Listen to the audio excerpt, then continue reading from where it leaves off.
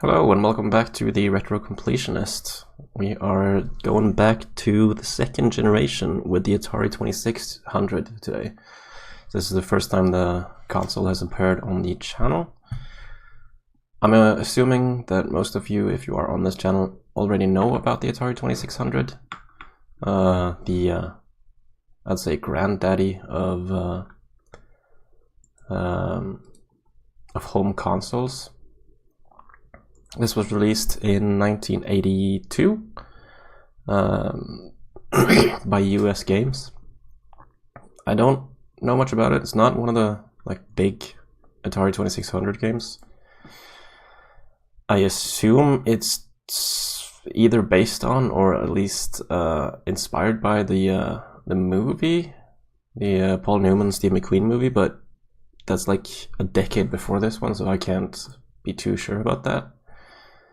It took me a while to get this running properly because I'm running it on Stella 6.6, and you'll see when we start the game, it's not always easy to emulate these old consoles.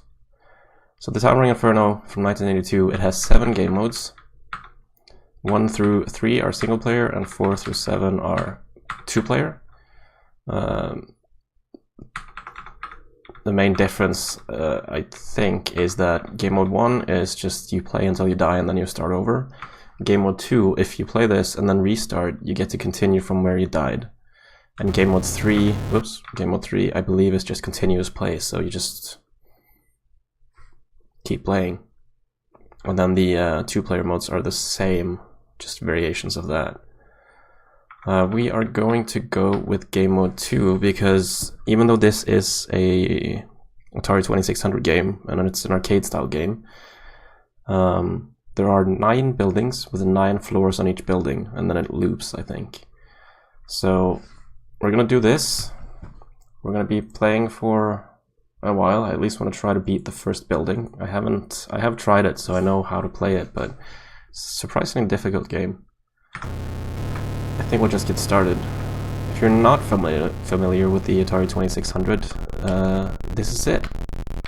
It's an extremely simple console, which is part of the charm. In this game, we are trying to reach that white spot at the top there, which means we save the people in the burning building. And that's the goal of each floor. You get the points counter in the top right. You'll notice when you put out fires, you get a single point. When you put out these big fires, they split into multiple smaller fires. And the fires go all over the place. And we're gonna go for it. And we shouldn't have gone for it. And you heard a noise. That was, if you look at the top left, you'll notice that we only have 3 people there now. We might only have 2 by the time we reach the bottom. I think we made it. Oh, nope, we didn't. We lost 1. So I don't know, like the exact intervals, but you don't have unlimited time to do this. Whoa. Go! Go! Alright. I keep getting stuck on things. It's a bit annoying. Really wish I had an actual Atari 2600 controller right now. I'm still playing with the Nintendo Switch Pro controller, so... Oh, shit. There we go. There we go. Oh, come on. The blue dots in the bottom left signify your lives. No!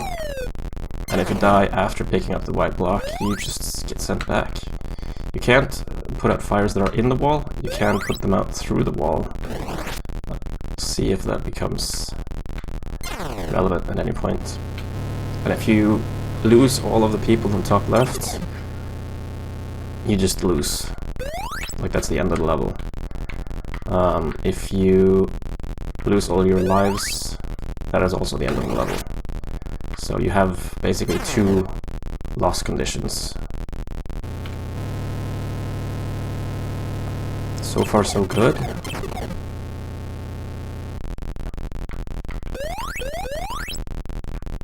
I mean, yeah, it's a bit repetitive, but it's like, it's Atari 2600, what can you really expect? That was annoying. No! Ah. Oh my god, I'm messing up so bad. Come on, this is not fair. There we go. Oh, in a hurry. Get off the wall. Alright, good, we did it. I've already lost count, so I don't know how many levels, how many floors we've done. You might think that this flickering is not like unintentional. I swear the fires like move according to how I move.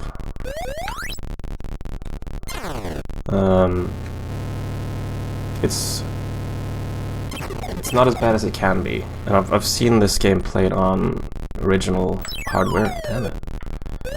And it looks like this. Like the fire still looks like this. Get it? One issue that a lot of emulators have is that you see the top, the score, and the people in the top left flicker a little bit. I had to spend a lot of time messing with the video settings to get this to look as stable as it is. You can get it completely stable, but if you do that... Oh, dickhead.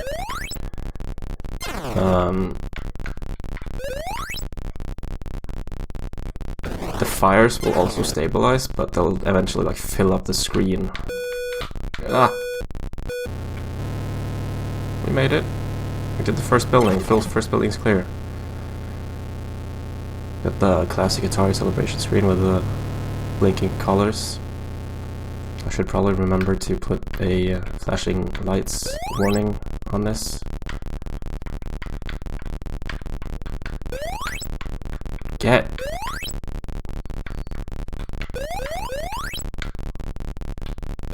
Thank you. Now we just need to not die to these assholes, and we did it. Talking about the fire as if it's sentient.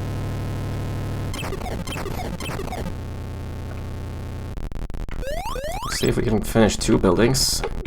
My goal is not going to be to finish all 9 buildings. That would take way too long. Right?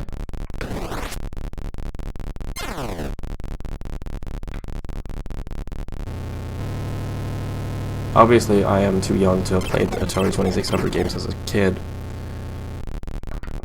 This is like a decade before me.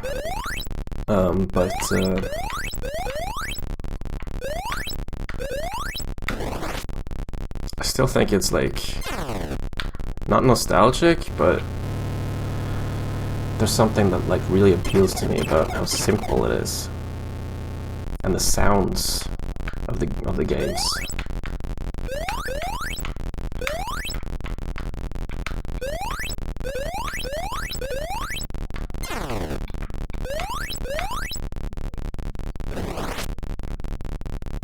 Now there are Atari games that can be completed.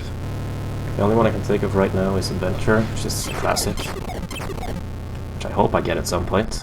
But I think like Indiana Jones could be completed. I think technically E.T. could be completed. But for the most part, Atari is full of these arcade-style games where you're playing for a high score. There was always a focus on having multiple players, so there's a lot of multiplayer games. And there's a lot of arcade games that have been ported to the Atari 2600. Alright, we're going, I'm doing it. It doesn't get much more simple. You have one button and the joystick. Which kind of explains why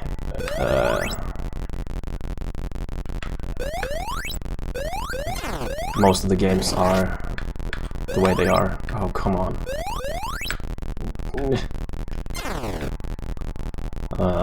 There is a limit to how much you can do with just one button and the joystick. Okay. This might be one of the oldest games we end up playing. I do have like Commodore 64 and a couple DOS games on my list, but they can be a bit of a pain to get running, so I'm not sure. Oh shit, we're not gonna make it. And it just kicks you back, because that would be a dead. That's the end. And then if we press reset, we get to continue from the same level we were at.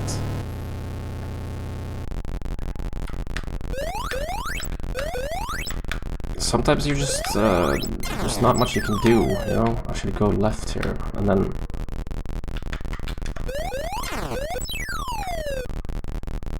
And like the fire follows you. Shit. Shit. Damn it. Let's finish building 2. Okay, good start. Get that guy. Get this. Fire. Run. Damn it. This fire is combined. Run. Okay, we did it. I think there's just one floor left.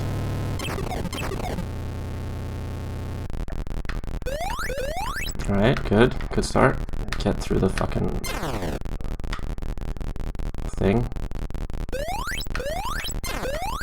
Get the thing. Oh, hell yeah. It's kind of an RNG game. It doesn't feel like the... well...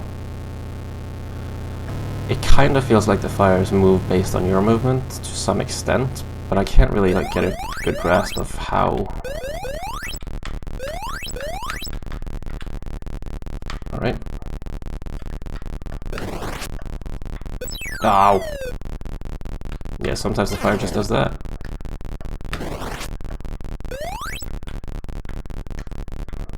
Here we go.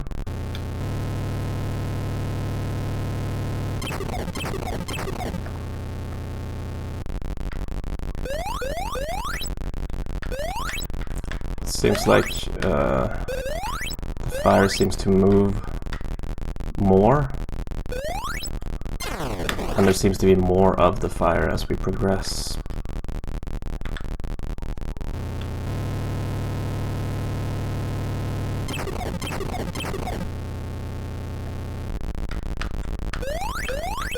We'll play until we lose, and then I want to check just real quickly what the 2-player modes are like.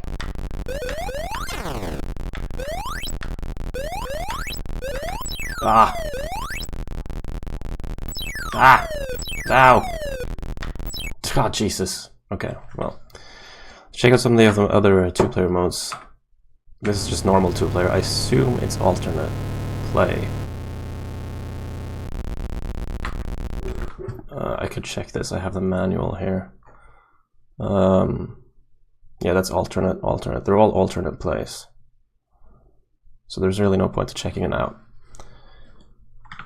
But basically, game mode 4 is alternate play. Game ends once either player misses a floor. Game 5 is continuous play. So if you miss a floor, that players restart on floor 1. And game 6 is you restart on the same floor. In game 7,